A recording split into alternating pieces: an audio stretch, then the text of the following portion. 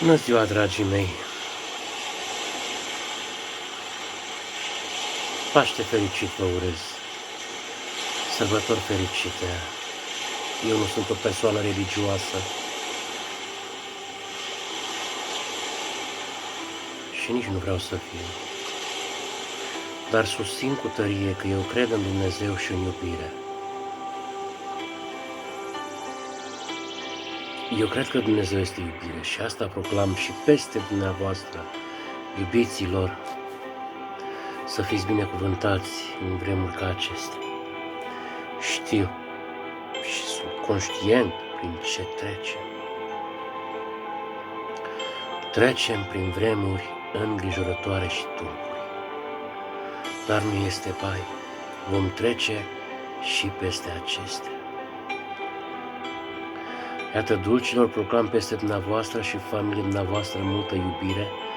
Nu vă dau eu iubire, eu doar vă urez iubire, să aveți iubire multă în suflet, bucurie și pace și succes. Noi trebuie să ne aducem aminte de Dumnezeu în fiecare zi. Așa, ca să fac o definiție a lui Dumnezeu, cu toate că nu știm, noi nu știm ce înseamnă Dumnezeu. Eu cred că Dumnezeu este ca o pâclă, ca o hidră care ne întregește. El este oceanul, iar noi suntem picăturile din ocean. Dacă facem parte din el, suntem copiii lui, suntem divini, suntem ca îngeri și știm și mersul nostru într-acolo, că ne vom duce înapoi la el. Venim din el și tot în el ne ducem.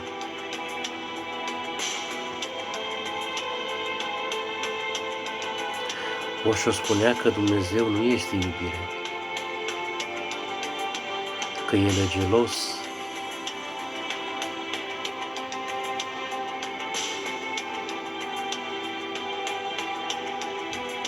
că e răzbunător, judecător. El spunea că iubirea este Dumnezeu.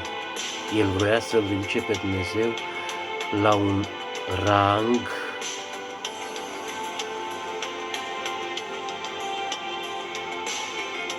foarte mare.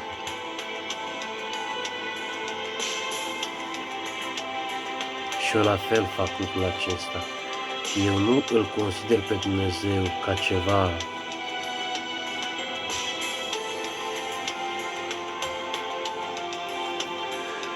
care să mă vâneze tot timpul și să mă biciuiască când fac păcat. Eu nu-L consider pe Dumnezeu ca judecător, eu îl consider pe Dumnezeu iubire și un bun observator. Cred că observatorul este Dumnezeu, conștiința supremă, setul de valori, sumedenia tuturor virtuților. Și eu cred cu tărie că iubirea Dumnezeu, dacă ne privește cu blajinitate.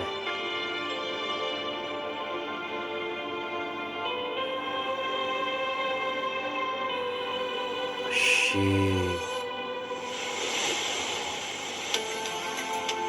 nu ne judecă.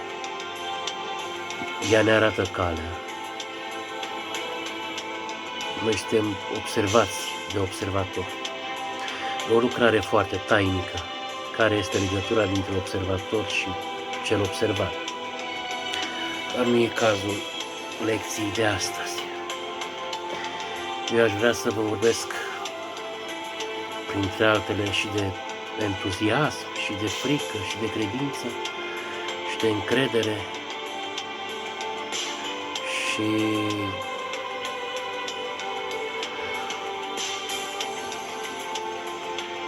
să vedem, dragii mei, ce pot și eu să vă vorbesc din divin, ce am putut eu să înțeleg. Iată, vă arăt o carte frumoasă, dulce, Aceasta este cartea.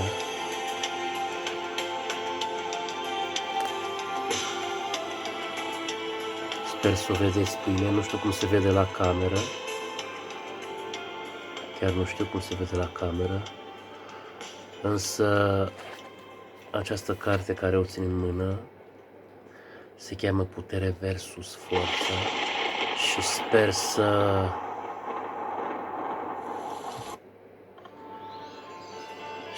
să o citesc.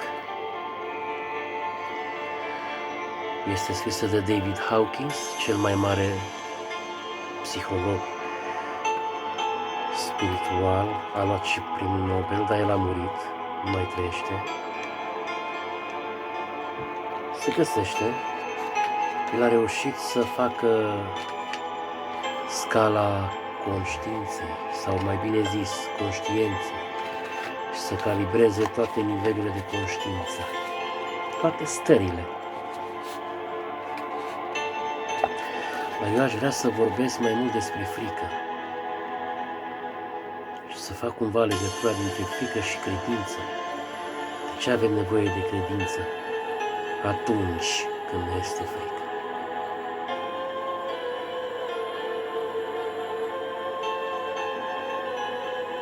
Aici e răspunsul. De ce avem nevoie de speranță atunci când avem frică? Că dacă ar dispărea frica, dacă am reușit să ne ponderăm frica, noi n-am avea nevoie de credință sau de speranță. Am fi curajoși, am fi încrezători, am fi la lumină, n-am avea nevoie de speranță sau de credință.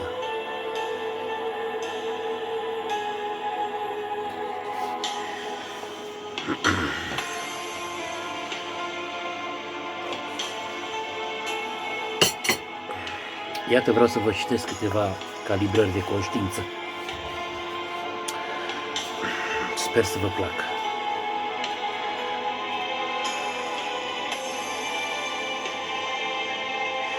Unul dintre scopurile prezentului studiu este acela de a genera o hartă practică a câmpurilor energetice ale conștiinței, pentru a face posibilă schițarea marjelor și a geografiei generale a acestea.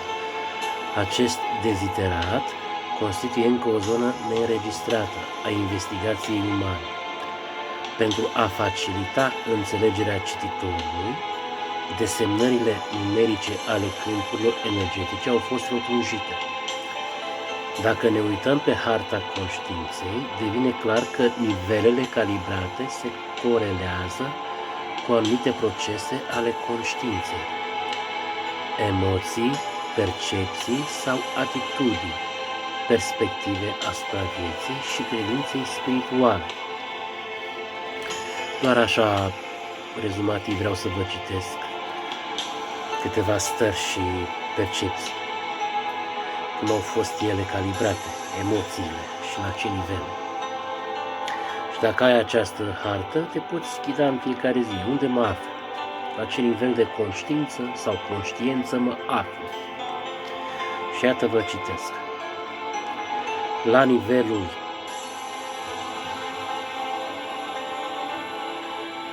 ...20 se află rușinea.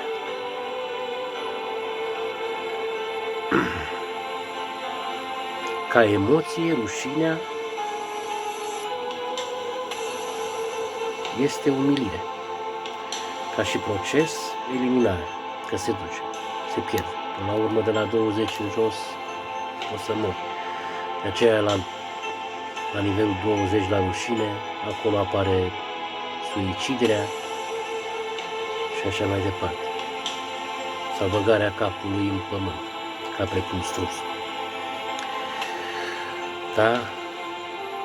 Perspectiva asupra vieții e mizerabilă. La nivelul 30, vinovăție. Da? Procesul este spre distrugere. La nivelul 50 e apatia. La nivelul 75 este durerea. La nivelul 100 este frica. la nivelul 125 este dorința. Vedeți, în dreptul dorinței, perspectiva asupra vieții este dezamăgirea.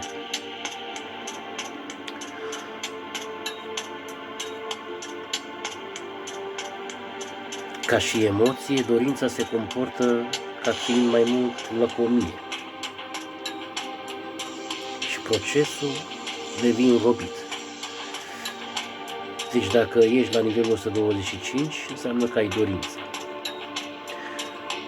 Tot ce e de la 0 până la 200 sunt emoțiile și trăirile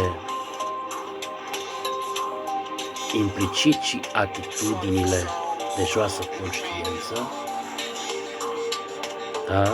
Care prezintă perspectiva asupra lui Dumnezeu ca fiind negativă, asupra fiecărei calibrări.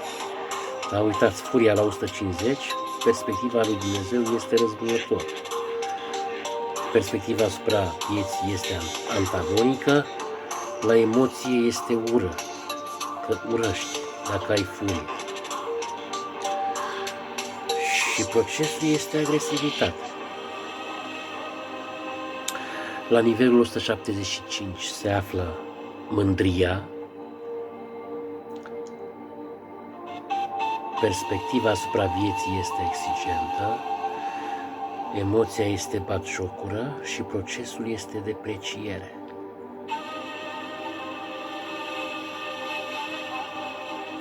Evident că pe măsură ce calibrările cresc, ce nivelele de conștiință cresc, câmpul energetic de conștiință, de fapt, crește și el.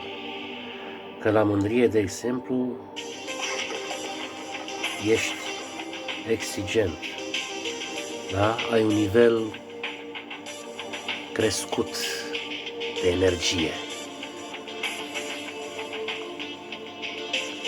Unde este durerea, la 75, perspectiva asupra vieții este tragică, este un nivel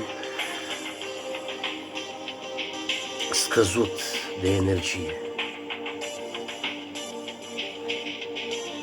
Deci poți să-ți măsori la ce nivel de conștiință ești în perioada respectivă, săptămânal, să faci treaba aceasta. Dar uitați, frica se află la nivelul 100, că despre frică vorbim.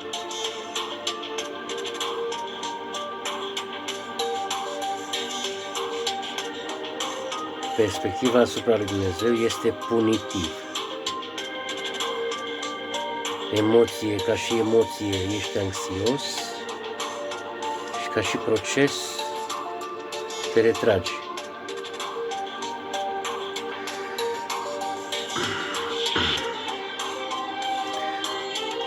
Deci de la 0 și până la 200 totul este întuneric. Haideți să ne imaginăm că tot ceea ce am citit de la 0 până la 200 se află în apă. Ești băgat în apă. Acolo ai nevoie de ajutor. Musai. Ai nevoie de credință ca să crezi îndrăjit că cineva te scoate la suprafață la 200, unde este curajul. Și că poți de unul singur să te dibuiești pe cale, să te descurci. Dar de la 0 și până la 200, astea sunt câmpurile de energie, de joasă conștiință, care te animă, care te marchează.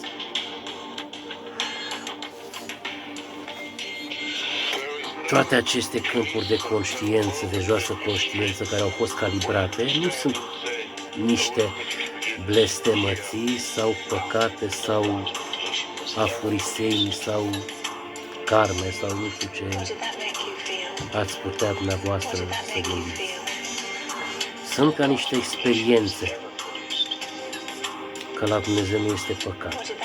Este doar o experiență, e o altă perspectivă.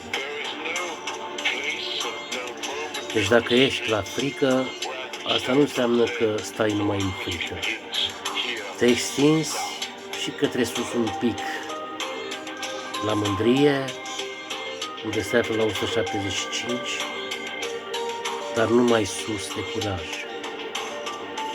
Îți lipsește curajul, ieșirea din confort, ieșirea din cocon, de a face o noutate, de a face ceva frumos, de a izbuti de unul singur. Deci te răbărțezi, când la mândrie, când la furie, când te duci un pic la durere la 75, da?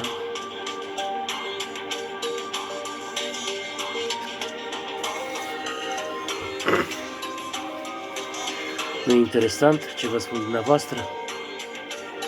Foarte interesant.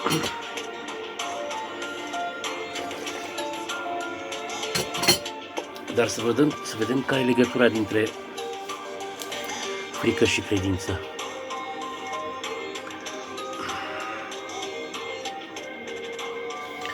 Pentru că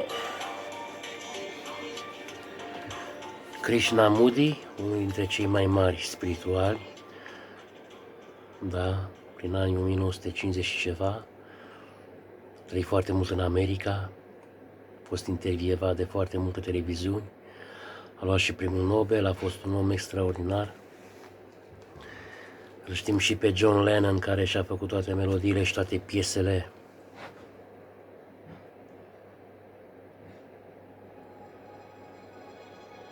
După versurile lui, după conceptele lui, că sensul vieții este să trăiești și doar atât. Și haideți să vedem ce spune și el. Eu am încercat să-i copiez cuvintele după internet. Atâta timp cât este frică, frica se va adăposti în credința. Krishnamurti. Asta este citatul care l-a proclamat el în limba engleză. Atâta timp cât este frică, frica se va adăposti în credință.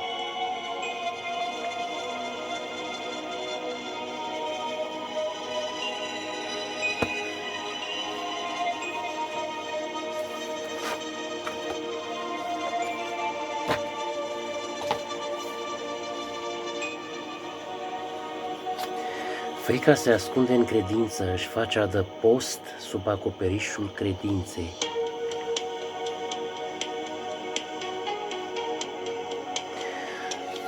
Și v-am citit la unde este gradată frica, unde este calibrată la nivelul 100. Ca și perspectiva asupra vieții este înfricoșătoare. Ca și emoție este anxietate și ca proces retragere, descurajare.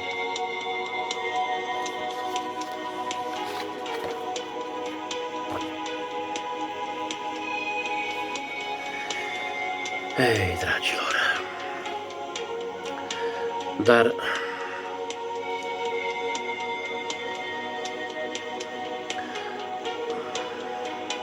frica n-ar fi ceva rău. E un mecanism.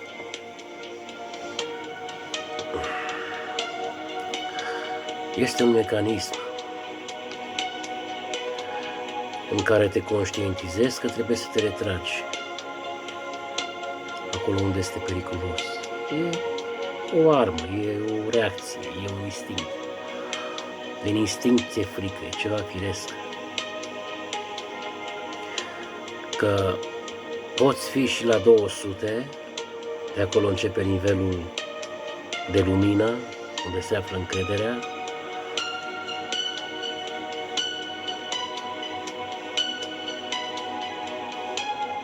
Și să mai pendulezi un pic și pe la frică, întâmplător să se mai ivească în viața ta frici, îngrijorări și teme. Dar asta nu înseamnă că te-ai dus în frică.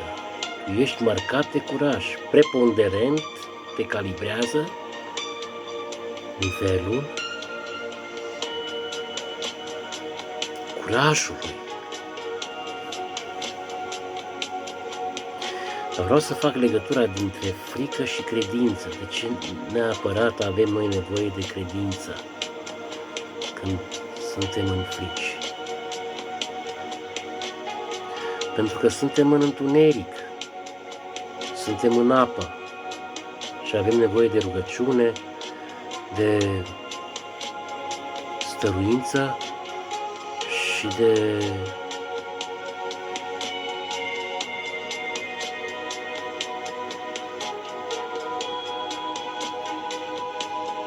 sigur, de lăsarea ego-ului, de echilibrare. Deci, când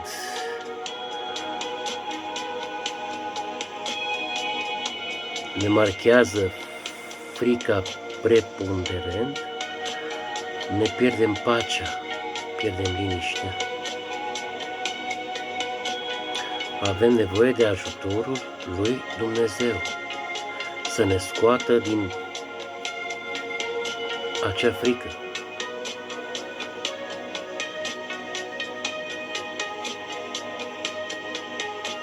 Și sigur că trebuie să ne atașăm, trebuie să ne contractăm, să contractăm spirala de temere, de îngrijorare. E o nebuloasă. Aceasta este cea mai mare pandemie. Pandemia fricii, care te duce direct în depresie.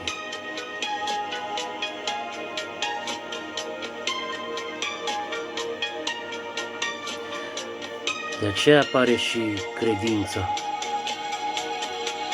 puternică că vom izbuti.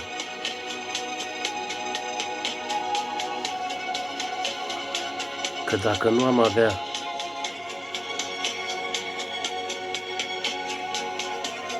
ipostaze de frică în viața noastră, sigur n-am avea nevoie de credință și de speranță.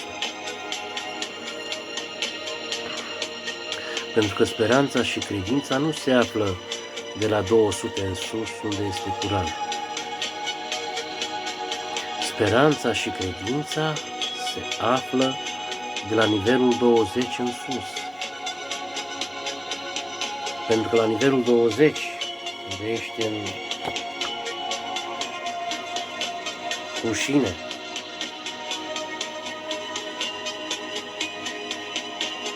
și ca proces este eliminare, ca și proces e eliminare, perspectiva asupra vieții este mizerabilă, aici ai nevoie de credință și de speranță și de rugăciune, ca să te scape Dumnezeu, că ești sub apă.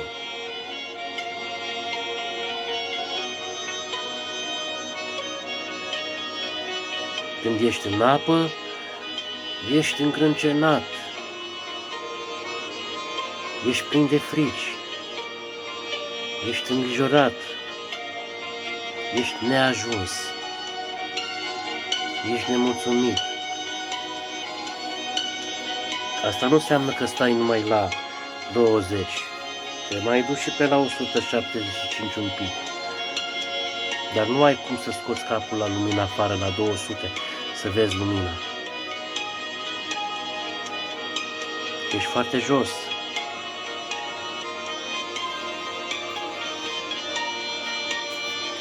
Și trebuie să se întâmple ceva, un click dimensional în viața ta, să poți să ajungi încet, crescendo. 75, 100, 125, 150, 175, unde e mândria. Acolo nivelurile de conștiință sunt mai crescute, mai încărcate. Dar toți sunt trecute sub un spectru negativ.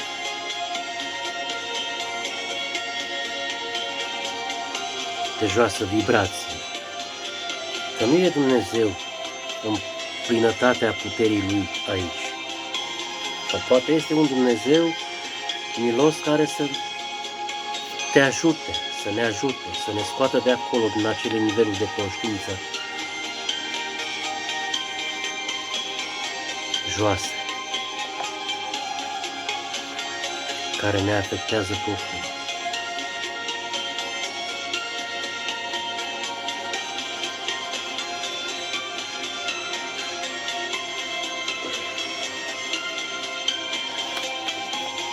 Așa, după mintea mea, cum gândesc eu, de-aia omul are nevoie de credință și de speranță. Că încă este la nivelul freci, unde se află la 100. Pe scala lui David Hawkins, harta conștiinței. El stă întotdeauna într-o stare de frică, de îngrijorare.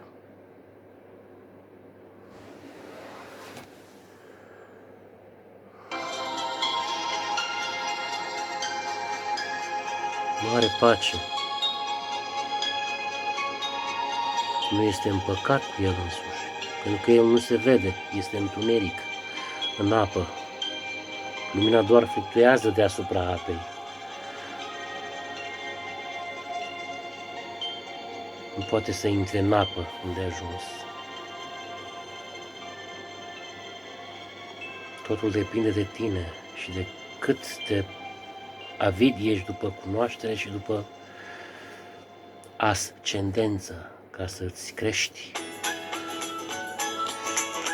nivelul de conștiință, câmpul energetic de conștiință. Depinde de tine ca să Dumnezeu te coace pe deasupra, nu intră în tine cu forța, pentru că Dumnezeu ține cont și de liberul tău arbitru.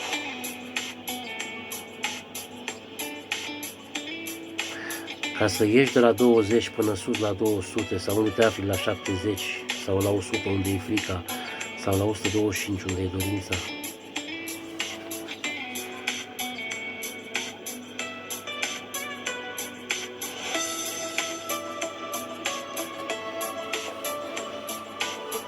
trebuie să disperi până la urmă, ești în disperare, ai nevoie de ajutor. Dar tot tu singur te ajuți, pentru că din cauza disperării tu ridici capul sus către 200, unde se află linia roșie.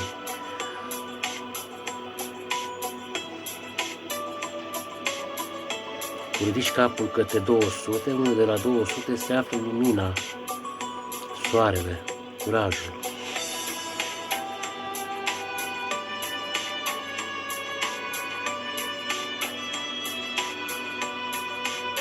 Și când stai cu capul sus către lumină, în acea disperare de unde ești, sigur vezi fluctuația luminii deasupra apei și îți stârnește pe deplin curiozitatea.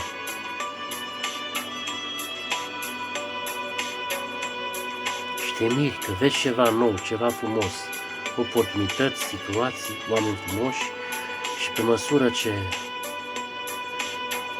vezi și tu lucrul acesta, în starea ta de nemulțumire, de agitație, de încrâncenare, te mai ridici mai sus datorită luminii, datorită privirii tale către sus, către 200, către lumină, către soare, către iubire. Vezi și tu, apare dorința. Sigur, de la dorință la 100, de la frică la 100, te duci sus la 125, la dorință. Vedeți cât de frumos este? Când ești la dorință, aici apar dezamăgiri. Că datorită dorințelor neîmplinite, apar dezamăgiri, frustrări și lăcomie.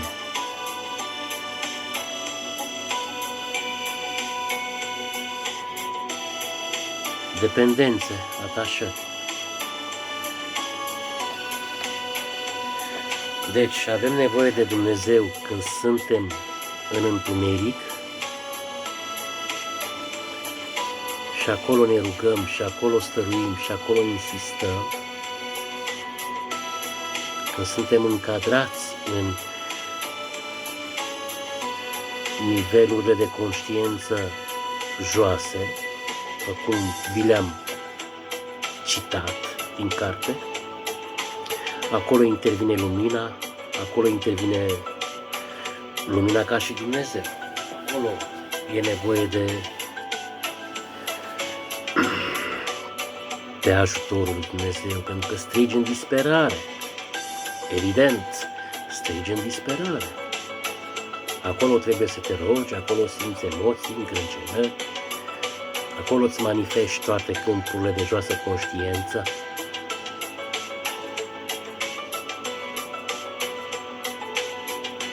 Acolo poftești, acolo înduri, acolo speri că va fi mai bine, acolo crezi că cineva te va ajuta. De fapt, frica se adăpostește la adăpostul credinței.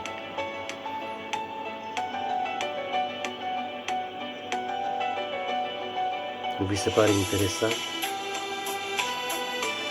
Când ajungi la 200, cu capul la lumină, te vezi, sigur te vezi în lumină, te vezi tu, că tu până în 200 tu ești în întuneric. Complet, tu nu te vezi. Tu nu realizezi Dumnezeirea, divinitatea în inima ta. Nu stai voie să fii, să te bordezi, să te bucuri de tine, să fii frumos, să ai credință, să ai bucurie, să te petalezi, să te desfășori, să te înfășori. Să te desfășori și să te înfășori. Nu-ți stai voie, ești închis. Tu acolo ai nevoie de disperare, de frică, de disperare, de ajutor, de credință mai multă, să ieși din această stare de frică. Nu știu, frica că-ți pierzi afacerea, frica că îți pierzi serviciu, frica că nu vei avea ce pune pe masă. Sunt foarte multe frici. Frica de necunoscut, frica că vei cunoaște mai multe și ți-e teamă că de schimbare, că lumea, prietenii te vor părăsi sau nu știu ce vor zice de tine, că ai aiurit cumva. Sunt mai multe frici. Dar dacă îți dai voie să fii, pe măsură ce crești în conștiință, de exemplu, nu te afli la 100, da? La nivelul fricii, sigur, la 125 apare curajul, apare dorința, la nivelul 125 se află dorința. Vedeți că și dorința se află e calibrată la un nivel de joasă conștiință. Dar totuși este un câmp mai crescut ca și vibrație față de frică. Dorești, pentru că disperi, dorești, ești lacom, vrei și tu ajutor, vrei și tu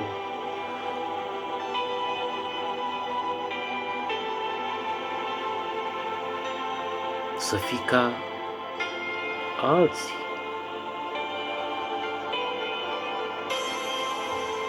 să concurezi cu alții.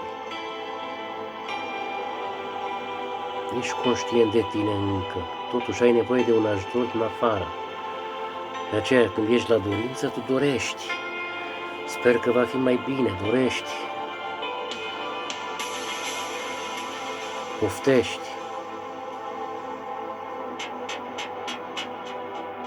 Crezi și tu că va fi mai bine.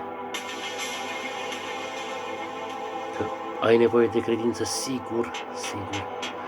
Dar când ieși afară la 200 cu capul la lumină, automat te luminezi, acolo apare clicul de conștientizare. Că doar tu ești la lumină pe speze proprii. Dragilor, datorită luminii, evident. Lumina, iubirea, Dumnezeu, oportunitatea, oameni frumoși și așa mai departe.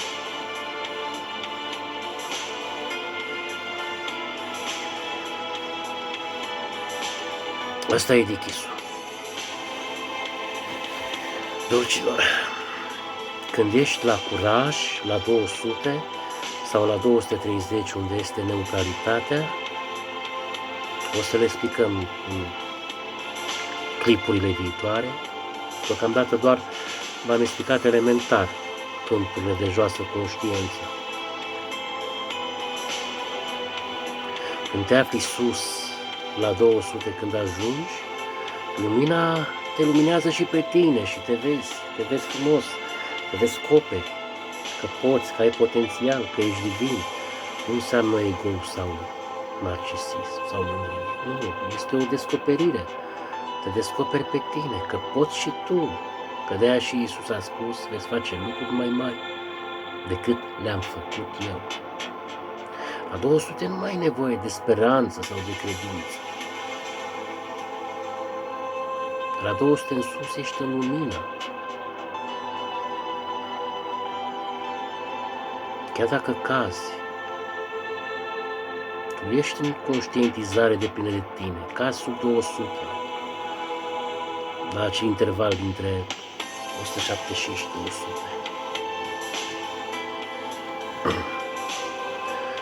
Iubiților, dar ai ținta în față, ești oțelit la minte că poți să te ridici, să putezi. Nu înseamnă lupta. Cazi în lumină, fluturi în lumină, debordezi în lumină, experimentezi în lumină. Și acolo nu mai ai nevoie de speranță, că ești în lumină. N-ai ce să speri. Speranța se află în întuneric. De la 200 în jos.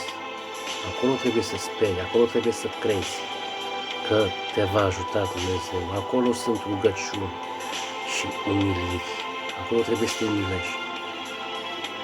Pe când sus, de la 200 în sus până la 700, că nivelul de conștiință calibrează până la 700, dacă nu mă înșel până la 1000. Ca să ne uităm un pic. Vedeți, la nivelul 200 curajul, unde afirmarea, consolidarea și perspectiva asupra vieții este realizabilă. La 250 e neutralitatea, încredere ca și emoție, eliberare, da? Satisfăcătoare perspectiva asupra vieții pe care o ai atunci când ești la neutralitate. Și așa mai departe. Nivelurile cresc. La 310 e disponibilitate, la 350 acceptare, la 400 rațiune și la 500 este iubirea.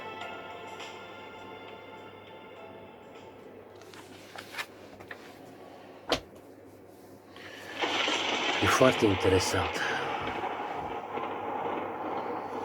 Dar mai trebuiesc studiate, dragilor. Și însușite pe deplin. Cei care v-ați stat voie să fiți în lumină și vă bucurați, nu vă mai aflați la nivelurile pe care le-am precizat aici. Vă aflați de la 200.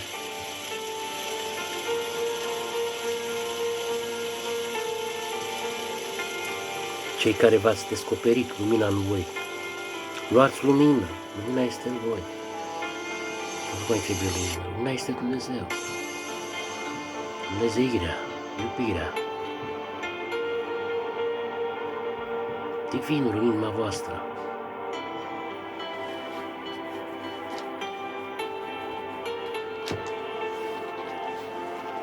Dați seama că este un mare imperativ la nivelul 200, unde e curajul, să ai entuziasm. Entuziasm, debordare, încredere și abandonare, iubiți. Detașarea, atașarea se află la nivelurile de joasă conștiință, cu câmp energetic scăzut, de la 200 în jos, acolo se află atașarea, că acolo te atașezi, acolo ții cu dinții că îți este frică, că ai nevoie, ești anevoios, ești în durere, ești sărac în apatie, în rușine, în sfială, pleci capul jos, acolo te atașezi, acolo ți se contractă spirala ADN-ului, bineînțeles, toată ființa ți se contractă, până la 200, unde v-am citit toate emoțiile acestea, toate perspectivele acestea, toate atitudinile acestea, de la 20 până la 200, până la 175 inclusiv. Și detașarea se află la 200. Atunci când ai ajuns în lumină, explodezi de bucurie, de dragoste, că te-ai descoperit pe tine, nu mai are rost credința, rugăciunea, cerșirea de fapt. Nu mai are rost, pentru că ești în lumină, te bucuri. Acolo apare abandonarea, încrederea, mulțumirea și recunoștința. Nu poți să fii recunoscător întru totul când ești la 75 sau la 175, unde se află mândria. Nu te poți predai, că tu ai nevoie să fii scos cu mână tare de acolo. Dar pe treptele acestea ale conștiinței nu crești decât doar sub influența abilității, după cunoaștere. Să citești, să cunoști, să-ți dai voie să fii. De la 20, de la 200 în sus ești debordant, ești relaxat, ești detașat. Ești mulțumit cu ce ai, nu mai îți este frică, ai chef de natură, te bucuri, nu îți mai pasă, nu te mai îngrijorezi, toate lucrurile sunt bune, merg bine, te predai, ești predat continuu, ești abandonat continuu. N-ai nevoie de credință, că ești în lumină, te vezi, ești asumat, ești responsabil, de acum pornești tu singur pe cale.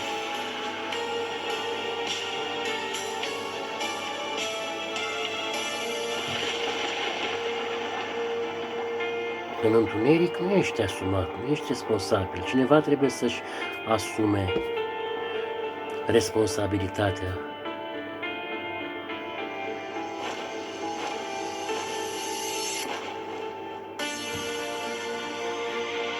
Pentru tine. Un Dumnezeu trebuie să te scoată în afară, de la 20, unde ești acolo, jos. Că David Hawkins explică toate stările.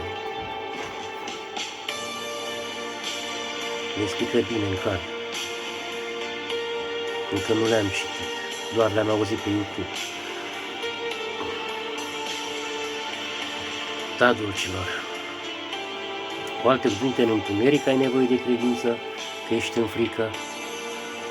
Credința trece la adăpostul fricii, cum a spus Krishnamurti, un mare psihiatru indian, iluminat, spiritual, un om spiritual, în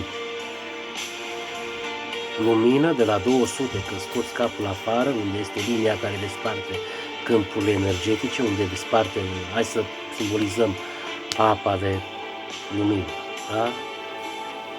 Apa, linia apei, acolo se află firul roșu, acolo desparte întunericul, adică toate câmpurile de joasă conștiință care le-a calibrat de la 20 până la 175, durere, rușine, apatie, frică, dorință, mândrie, furie, toate aceste nivele, câmpuri energetice de conștiință sunt calibrate în apă. Și de la linia apei, de la 200 în sus, pornește lumina, pornește bucuria, debordarea. Asta nu înseamnă că ești aiurit în lumină, de la 200 în sus. Mai ai și experiențe și încercări și teste, dar cazi în lumină, cazi în bucurie.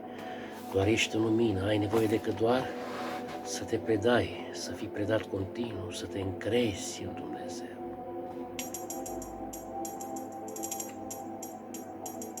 Încrederea presupune o abandonare. Nu mai ți este frică. Când ești în lumină, nu ai frică, nu ai nevoie de speranță. Știi că ești în lumină. Ești în iubire. Petalezi, te bucuri, te bordezi, ești mulțumit, recunoști. Știi să lași egoul. Știi să-ți controlezi gândurile și egoul. În întuneric nu mai controlezi egoul.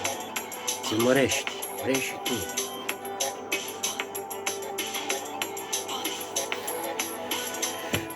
De-aia avem nevoie de credință. Că avem frici. Când ajungem la curaj, la neutralitate, la iubire, nu mai avem nevoie de credință. Avem nevoie de încredere, de abandonare, de iubire, de petalare, petalarea florilor, experiențe.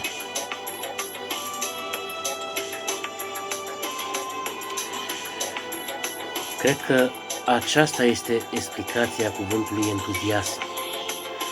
Să umbli cu Dumnezeu în tot ceea ce faci, fără să te mai simți copleșit de vinovăție,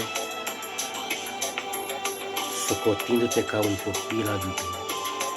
Încrederea este capacitatea unei persoane de a se abandona în dumnezeire, în tot ceea ce este Dumnezeu, apă, vânt, soare, tot este Dumnezeu.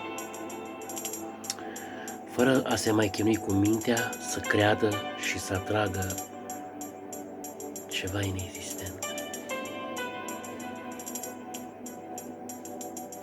Nu poți muta munții din loc prin rugăciuni și stărjalnice de apatie, cum ar fi rușinea și vinovăția.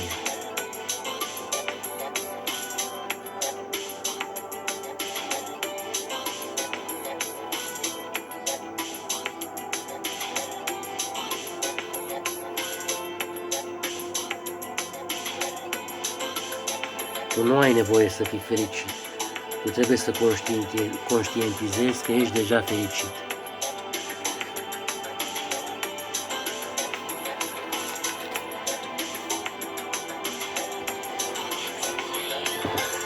Dar dacă frica este antagonismul iubirii,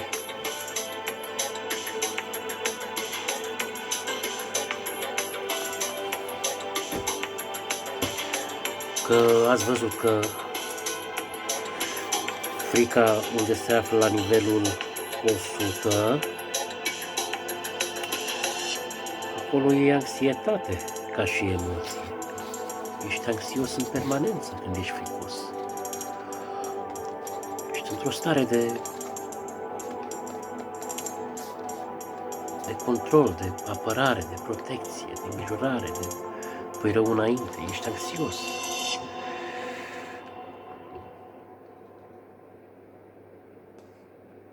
Sigur că da. Poți să ai iubire? Că oricum frica este antagonismul iubirii. Este opusul iubirii, mai nou spus. Înseamnă că nu iubești. Și dacă credința se află de la 200 în jos, unde ai nevoie de credință ca să poți să ieși la lumină în afară, să explodezi în lumină, în iubire, să te eliberezi, să ieși din confortul tău, să încerci altceva nou, să experimentezi viața cu curaj, cu bucurie. Presupunem că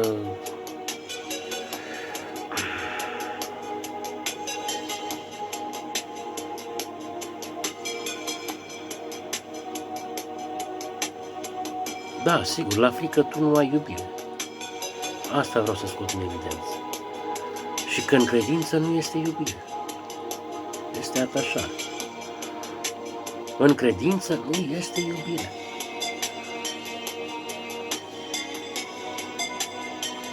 Credința presupune atașare. Te atașezi, te încrâncenezi, te spiralezi.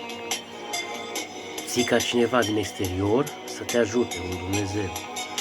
Și bine o face, că până la urmă acolo ai nevoie de credință. Și de rugăciune. Ca să te scape Dumnezeu din aceste niveluri din aceste calibrări, din aceste stări, din aceste împrejurări spirituale în viața ta. Dar asta nu înseamnă că tu iubești. Deci tu nu poți iubi când strigi la Dumnezeu.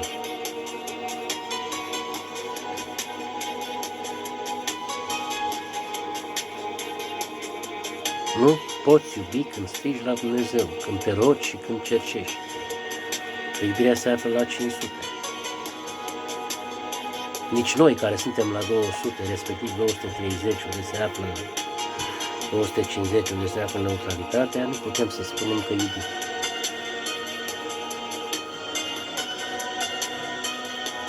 Deci credința se află de la 200 în jos,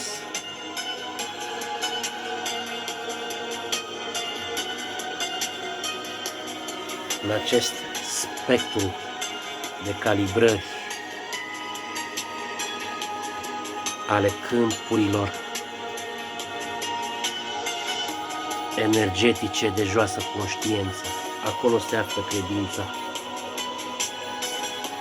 În apă.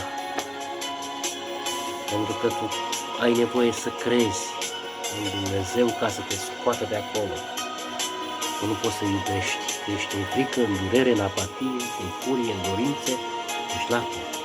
Iubirea nu are ce căuta în tot spectrul acesta al stărilor, al emoțiilor, al atitudinilor de joasă conștiință, pe care le-a calibrat David Hawkins.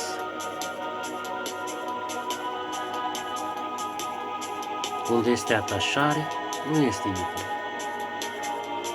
Abia de la 200 în sus, când ești cu capul la lumină, crezi, te încrezi, te abandonezi, te văruiești, iubești și apar situații,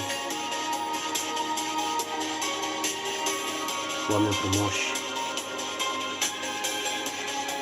și bucurie și așa mai departe. Cam asta am vrut să vă explic, dragilor, și am reușit cu ajutorul lui Dumnezeu.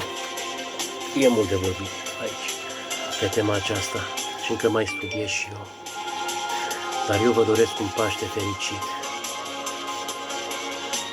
sărbători fericite. V-am spus că nu sunt religios, încă mai studiez și eu la capitolul acesta. Cred cu adevărat în șamanul Iisus. Cred că a fost un om revoluționar.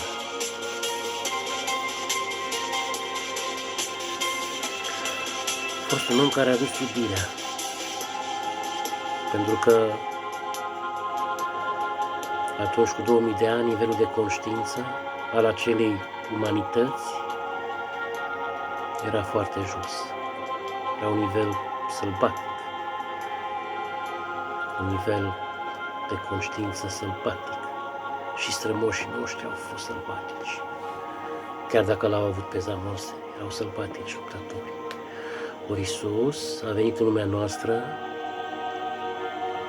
șamanul Iesua, cum îmi place mie să-i spun, a venit ca teacher, ca marele învățător, să ne aducă o transformare radicală, să ne aducă iubirea. El este iubirea. Că de aceea, în iubire, nu se mai pomenește de sclavie. Știți că pe vremea aceea erau sclavi, se vindeau sclavi. Ori datorită învățăturii pe care El a adus-o în lumea noastră, e de necontestat, iubirea de aproape, oamenii atunci, cu acel nivel de joasă conștiință, au început să realizeze că au nevoie de iubire și de eliberare. De unde și eliberarea sclavilor din robie și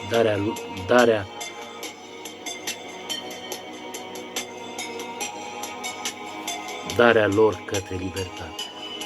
Datul drumului lor către libertate. Au realizat că